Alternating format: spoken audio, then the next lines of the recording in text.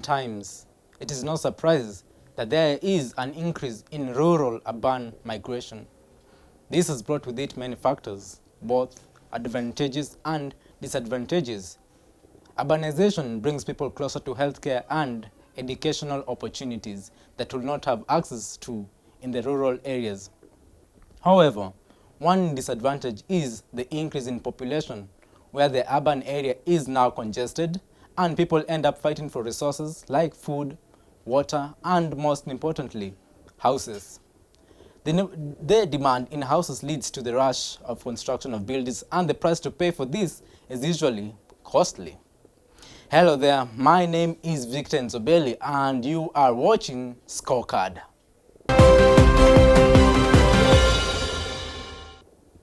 This week has been very devastating for the people of Kenya, the citizens of Nairobi to be precise.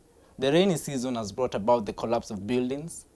Early this week, a building in Seasons area in Kasarani collapsed, claiming 3 lives and injuring at least 3 others. These were innocent individuals who did not deserve such an ending because of human negligence.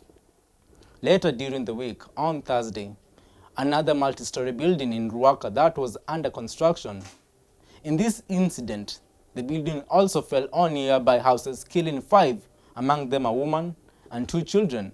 6 others were seriously injured during the incident. This disastrous trend is not new in the country.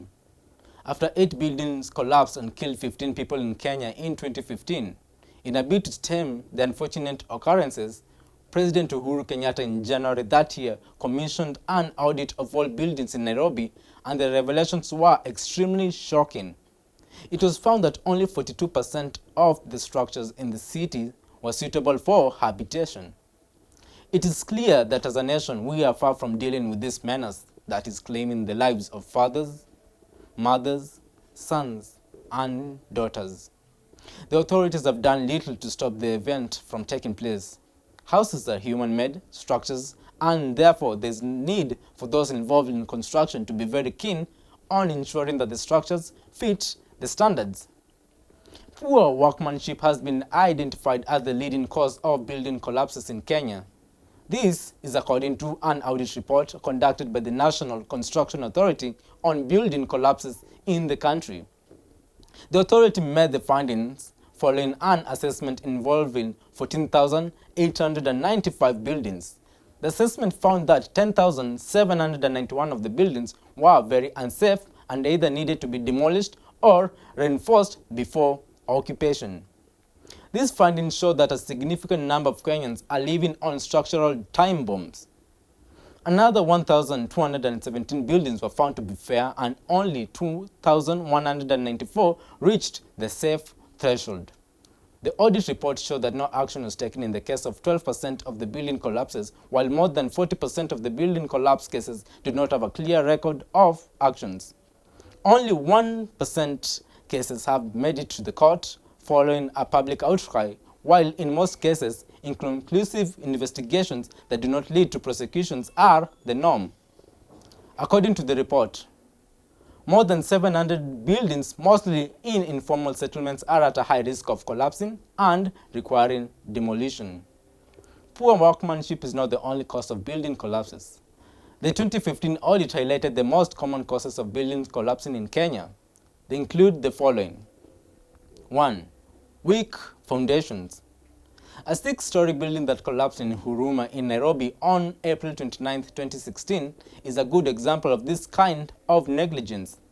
The ill-fated building, which was put up next to a river, collapsed after a heavy downpour, killing at least 51 occupants and injuring more than 100 people. Substandard materials comes in second. Kenyan market is currently flocked with counterfeit products, and the construction industry has its fair share of these goods. Most of these materials are weak, therefore unable to support a building. The use of scrap metals instead of steel, low-quality stones, and incorrect concrete ratios are a very common practice, resulting in many weak buildings which are possible death traps. Third is poor structural design. It is possible for a structural engineer to to make errors in computation and fail to consider the weight that a structure will be expected to withstand. Fourth, unqualified labor. In most cases, cheap labor is an option, and unqualified individuals who do the job end up constructing poor buildings. Fifth is greed for wealth. The influx of people into urban areas over the years has resulted in an ever-growing demand for housing in major towns across the country. You, as a citizen, need to ensure a building has an occupancy permit before renting a unit and to report any suspicious constructions taking place in the neighborhood to avert disasters. Sixth is the father of all, or should I say the mother of all: corruption. The government agencies mandated with inspection of buildings are riddled with corruption and inefficiencies. For a few thousand shillings, corrupt inspectors are willing to turn a blind eye on malpractices, resulting in fatalities and inefficiencies.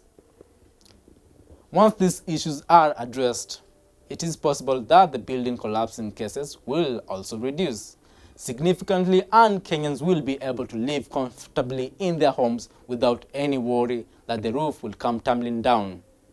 It is time to take action.